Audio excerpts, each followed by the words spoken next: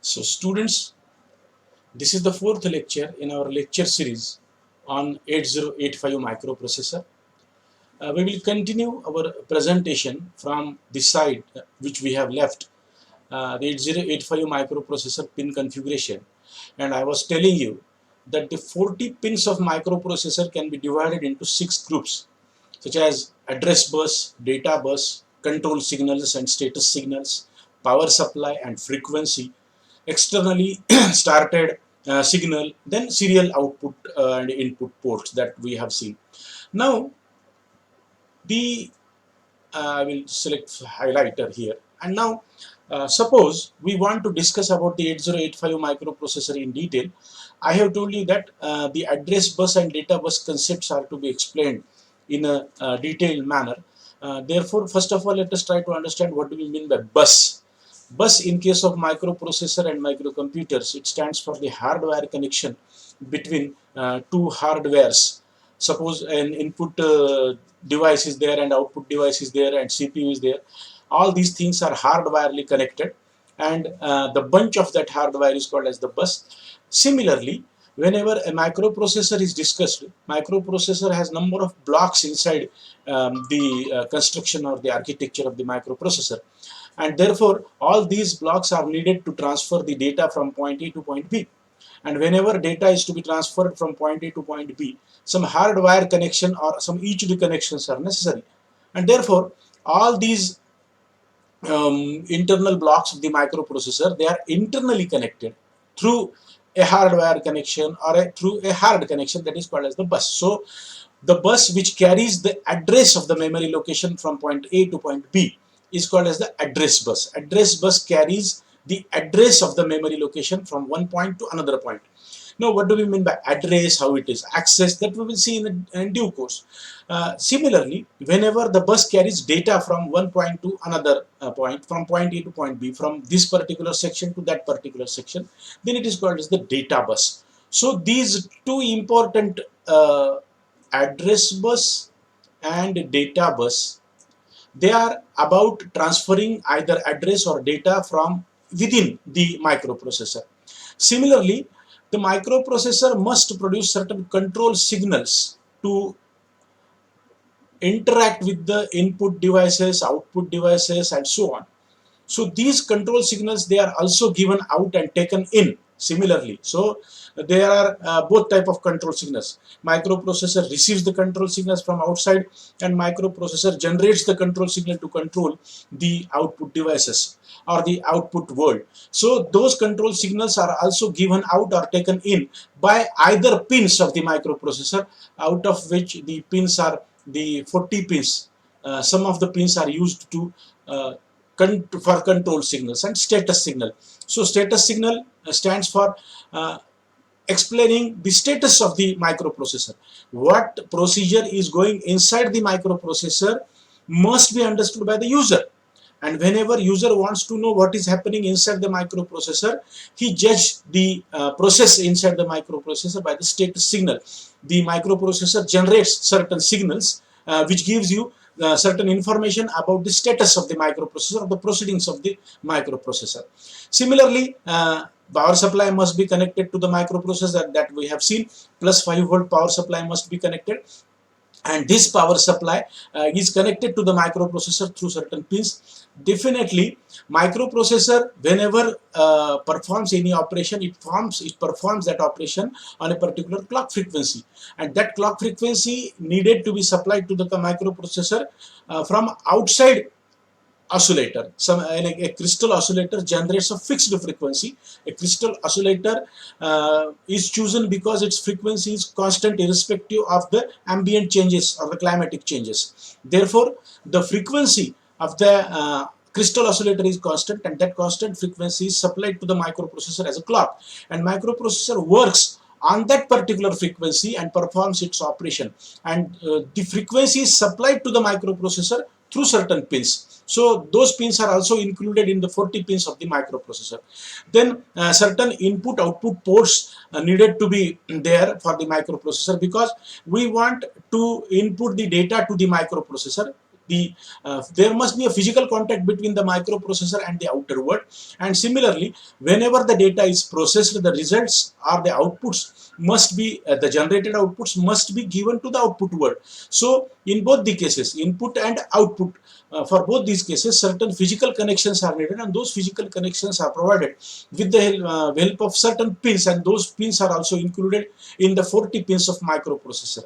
Remember, the pins are 40 and number of functions are more than 40, but still these designers have arranged the function of the microprocessor in such a way that more than 40 functions are carried out with the 40 pins. So that is also interesting to see.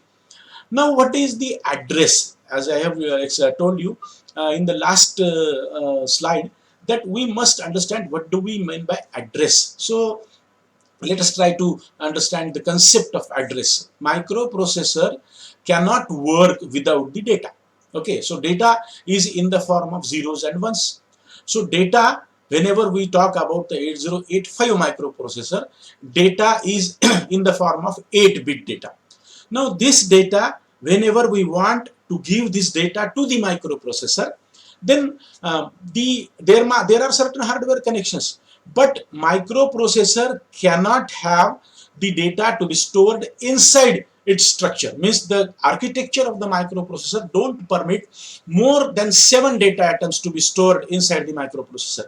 Remember, one data item is of 1 byte or of 8 bits.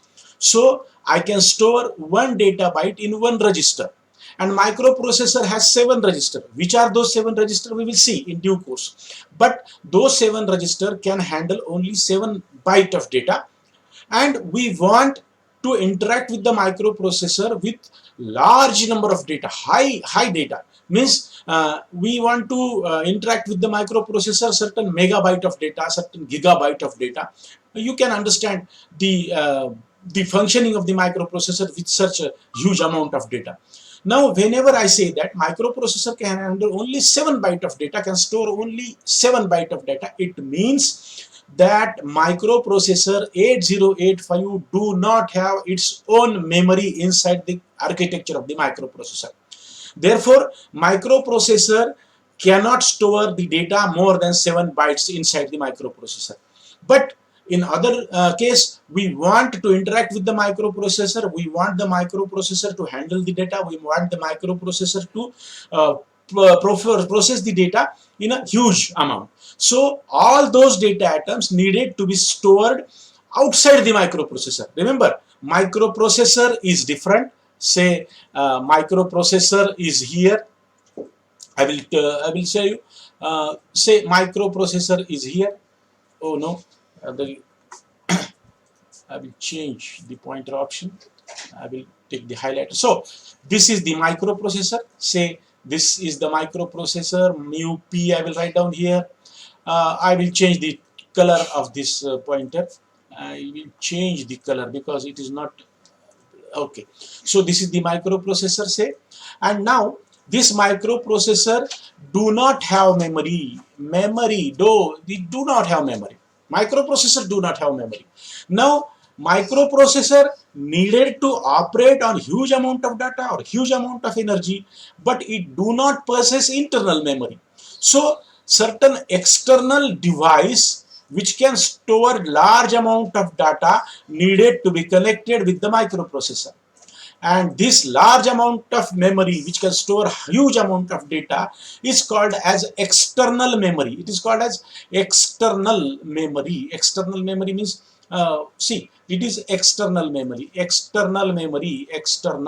Okay, so whenever external memory is connected to the microprocessor, then data items are stored here one by one.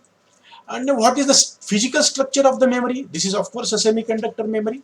And what is the physical structure of the memory? There are certain memory locations inside the memory. So this is the first memory location, this is the second memory location, this is the third memory location, and so on. You might be remembering the society. Suppose you go to the Bombay city and you want to visit to your friend's house or your brother's house, then your friend must be residing in a society, and there are number of floors of the of that society, number of floors of that society.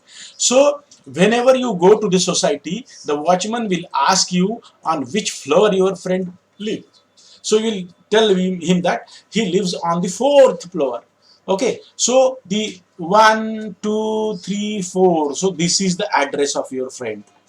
Similarly, there are number of memory locations available in the memory, and each and every memory location, each and every section of that memory is provided by certain address, and that address is called as the address of the memory. So suppose my data is in this memory location. So this is the data, and suppose this is the memory location where I have kept my data. Then how microprocessor can understand that user have kept his data into this particular memory location? So I will have to give him address of that memory location. Okay. So once I give address of that memory location to the microprocessor can go towards the memory location, and microprocessor can have the information or can have the location of that memory location. So whenever microprocessor needs to be approach the memory location, he must have address of that memory location. So this is called as memory address. Okay, now we will see how the memory address is attached with the number of bits included in that memory location. Suppose I have a single bulb here. So there are only two conditions possible of that bulb. So suppose this is a bulb. I will try to draw the bulb. Okay, and I have only two conditions. Either this bulb will be on or it will be off. Okay, so there are only two possible conditions of this bulb. It may be on, it may be off. So how many signals I can generate with a single bulb? I can generate either on, so one signal, either off, another signal. Okay, so whenever a single bulb is used, I can generate two signals with the help of single bulb. Now if suppose I have choose the more than, okay, so I have chosen two bulb to generate a particular signal. Suppose I have selected two signals or two bulbs, and this is a one bulb and this is another bulb now. So whenever two bulbs are there, then I can generate four signals. So whenever there are two bulbs, I can generate four signals. If I increase the number of bulb by one, three bulbs, so I can generate eight signals. Okay, so in generally, as I go on increasing the number of bulbs, I increase the signals or the address generated by those bulbs, and in generally I can say that I generate 2 raised to n signals.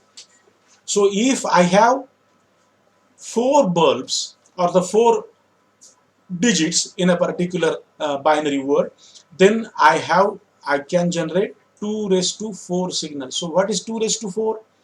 2 raised to 4 means 2 multiplied by 2 multiplied by 2 multiplied by 2. So it stands for 2 4 4 2 8 8 2 16. So it stands for 16. So I can generate 16 signals. Now suppose I have to generate address using 4 bits. So I can generate 16 addresses. Is it clear? So the concept of memory location, the concept of memory address varies with the number of bits included in that memory address. So if I have 16-bit memory address, then definitely I must be able to generate 2 raised to 16 bits of the memory address. So 2 raised to 16 locations means that we will see in due course. But before that, let me finish my erasing of all these things. So I will erase these things and I will go to the next slide, and how the memory locations are calculated, how much memory locations we can have with the help of 16-bit, that also we will see. So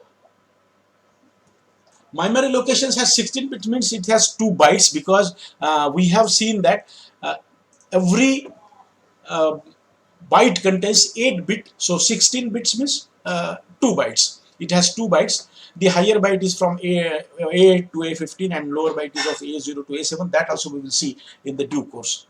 Now, what is data? So this is the memory location. I will repeat once more. The microprocessor do not have its own memory. First thing, microprocessor can store only 7 byte of data. So to handle the large amount of data, all the data items which the user is having, which the user wants the microprocessor to process, all those data items needed to be stored externally. So certain external memory devices are connected with the microprocessor, and microprocessor access those external memory location with the help of address bus. Each and every memory location of the memory unit, a memory IC, each and every memory location has its own address, and microprocessor approach, and that is called as accessed by the microprocessor with the help of address bus. The address is kept on the address bus, and the microprocessor go toward the memory, and it opens that particular memory location, and then microprocessor fetches that particular data. It might be a data, it might be an instruction or the operation code for the instruction. That also we will see in the due course. Okay, so I will finish my today's lecture with the concept of data only. So what is the data? Data is anything in the form of zeros and ones. So that is the simple definition of the data. It might be a number, it might be an alphabet, it might be a song, it might be a video clip. Anything which is available in the form of zeros and ones is the data, because microprocessor or any digital machine, it cannot understand the language other than ones and zeros, or the language other than binary language. Therefore, whenever a particular physical quantity is to be processed with the digital machine, it must be converted into ones and zeros. If you have temperature in analogous form, you must convert it into digital form.